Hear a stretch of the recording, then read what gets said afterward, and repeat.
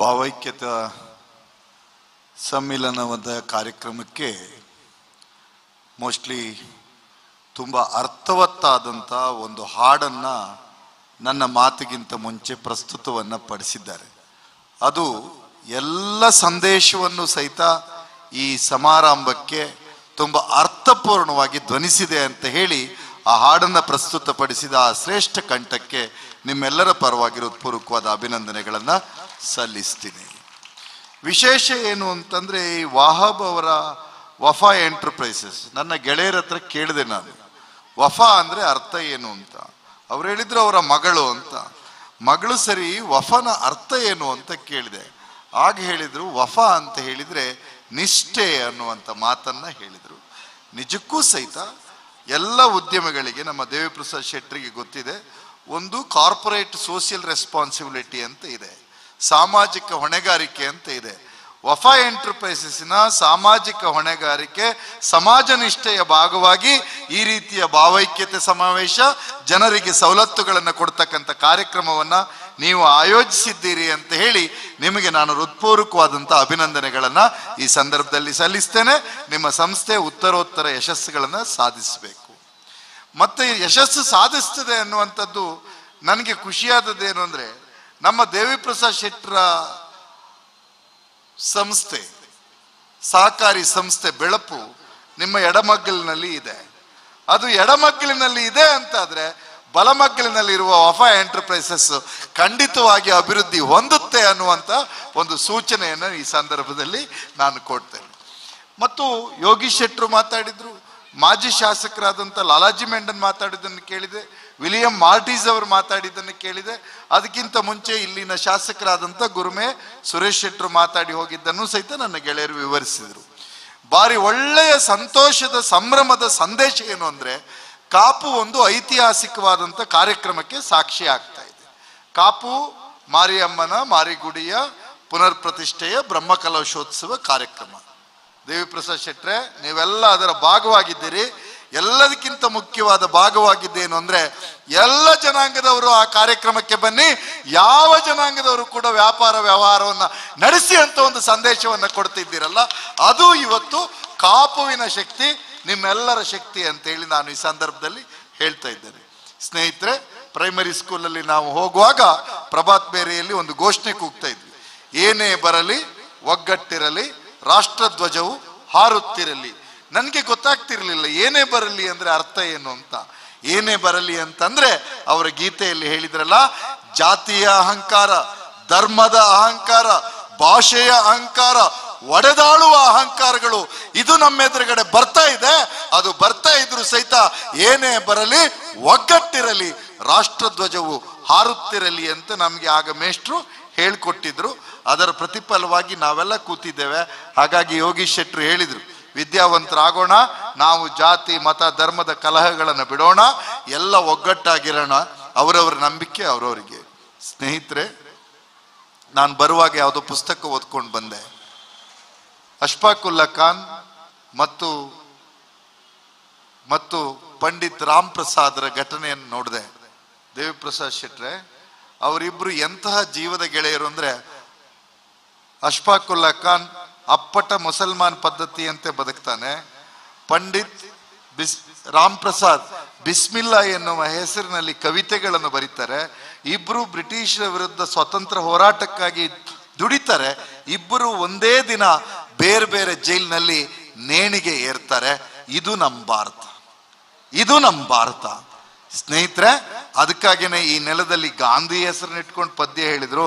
ಅದಕ್ಕಾಗಿ ಗಾಂಧಿ ಪದ್ಯವನ್ನ ಬಳಸಿ ಹೇಳಿದ್ರು, ರಘುಪತಿ ರಾಘವ ರಾಜಾರಾಮ್, ಪತೀತ ಪಾವನ ಸೀತಾರಾಮ್, ಈಶ್ವರ ಅಲ್ಲಾ ತೇರೋ ನಾಮ್, ಸಬ್ಕೋ ಸನ್ಮತಿ ದೇ ಭಗವಾನ್ ಅಂತ ಹೇಳಿ ಗಾಂಧಿ ಹೇಳಿ ರಾಮನಾಮವನ್ನು ಜಪಿಸ್ತಾನೆ ಭಾರತಕ್ಕೆ ಸಂದೇಶ ಕೊಟ್ಟರು.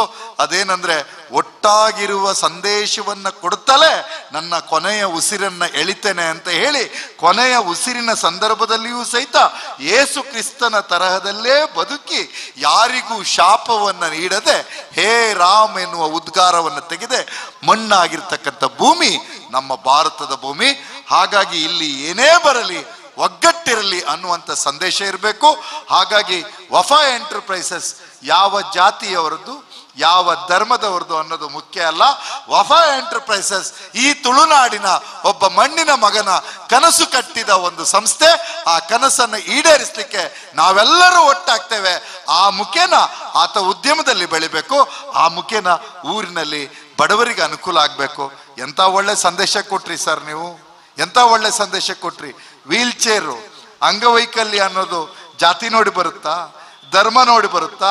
ವೃದ್ಧಾಪ್ಯ ಅನ್ನೋದು ಜಾತಿ ನೋಡಿ ಬರುತ್ತಾ, ಧರ್ಮ ನೋಡಿ ಬರುತ್ತಾ? ಹಾಗಾಗಿ ಚರ್ಚಿಗೂ ವೀಲ್ ಚೇರ್ ಕೊಟ್ರಿ, ಮಸೀದಿಗೂ ವೀಲ್ ಚೇರ್ ಕೊಟ್ರಿ, ದೇವಸ್ಥಾನಕ್ಕೂ ವೀಲ್ ಚೇರ್ ಕೊಟ್ರಿ. ಇನ್ನೇನ್ ಸರ್ ನಡ್ಕೋಬೇಕು? These are all good gestures. ಒಬ್ಬ ಉದ್ಯಮಿಗೆ ಇಂಥ ಹೊಣೆಗಾರಿಕೆ ಇರಬೇಕು, ಅದನ್ನು ನೀವು ನೆರವೇರಿಸಿದ್ದೀರಿ. ಹಾಗಾಗಿ ನಾನು ಮತ್ತೆ ಮತ್ತೆ ಪ್ರಾರ್ಥನೆ ಮಾಡ್ತೇನೆ, ಯಾರ್ಯಾರು ಒಡೆದಾಳುವ ಮಾತನ್ನು ಆಡ್ತಾರೆ ಅವರು ದೈವ ವಿರೋಧಿಗಳು, ಯಾರ್ಯಾರು ಒಡೆದಾಳುವ ಮಾತನ್ನಾಡ್ತಾರೆ ಅವರು ಧರ್ಮ ವಿರೋಧಿಗಳು, ಯಾರ್ಯಾರು ಕೂಡಿ ಬಾಳುವ ಮಾತನ್ನಾಡ್ತಾರೆ, ಯಾರ್ಯಾರು ಮನುಷ್ಯ ಜಾತಿ ತಾನೊಂದೇ ವಲಂ ಅಂತ ಹೇಳ್ತಾರೆ, ನಾವೆಲ್ಲ ಸಹಿತ ಭಾರತ ಮಾತೆಯ ಅಪ್ಪಟ ಮಕ್ಕಳು. ಭಾರತ ಮಾತನ್ನ ಯಾರು ಪ್ರೀತಿಸ್ತಾರೆ ಅವರು ಸ್ವಾಮಿ ವಿವೇಕಾನಂದರನ್ನ ಒಪ್ತಾರೆ. ಅರ್ಥಾತ್ ಸ್ವಾಮಿ ವಿವೇಕಾನಂದರು ಹೇಳ್ತಾರೆ, ವೇದಾಂತದ ಮೆದುಳು, ಮುಸಲ್ಮಾನನ ದೇಹ, ಕ್ರೈಸ್ತರ ಸೇವಾ ಪ್ರವೃತ್ತಿ, ಇದು ನಮಗೆ ಒಟ್ಟಾಗಬೇಕು. ಇದು ಒಟ್ಟಾದ್ರೆ ಭಾರತ ಸಶಕ್ತವಾಗ್ತದೆ. ಭಾರತ ಸಶಕ್ತ ಆಗುತ್ತೆ ಅಂದ್ರೆ ದಕ್ಷಿಣ ಕನ್ನಡನೂ ಸಶಕ್ತ ಆಗುತ್ತೆ, ಉಡುಪಿಯೂ ಸಶಕ್ತ ಆಗ್ತದೆ, ಕಾಪೂ ಸಶಕ್ತ ಆಗ್ತದೆ, ಮೂಳೂರು ಸಶಕ್ತವಾಗ್ತದೆ.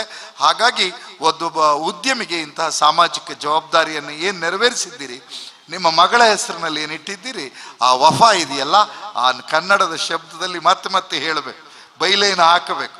ವಫಾ ದಟ್ ಮೀನ್ಸ್ ನಿಷ್ಠೆ. ಭಾಷೆ ಅರ್ಥ ಆಗದಿರೋದೇ ಸಮಸ್ಯೆ. ದೇವಿ ಪ್ರಸಾದ್ ಶೆಟ್ರೆ ಅವರು ಅಲ್ಲಾಹೋ ಅಕ್ಬರ್ ಅಂದ್ರು, ನಮಗೆ ಅರ್ಥ ಆಗ್ಲಿಲ್ಲ. ನಾವೇನು ಮಾಡಿದ್ರಿ, ಇವ್ರು ಏನೇನೋ ಮಾಡ್ತಿದ್ದಾರೆ ಅಂತ.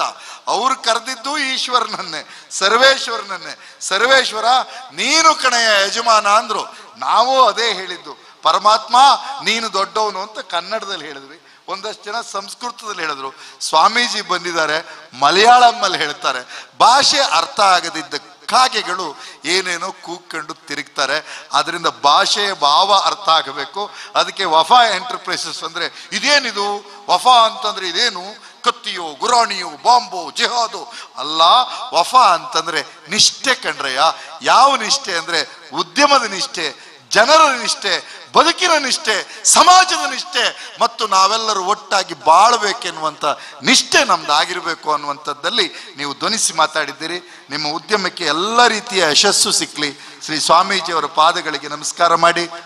ಉಸ್ತಾದರು ಬಂದಿದ್ದಾರೆ, ಒಳ್ಳೆಯ ಹೊನ್ನುಡಿಗಳನ್ನು ಆಡ್ತಾರೆ, ಒಳ್ಳೆ ಚಿಂತಕರು ಬಂದಿದ್ದಾರೆ. ನೀ ಚಿಂತನನ್ನು ಕರೆಸಿದ್ದು ನನಗೆ ಗೊತ್ತೇ ಆಗಲಿಲ್ಲ.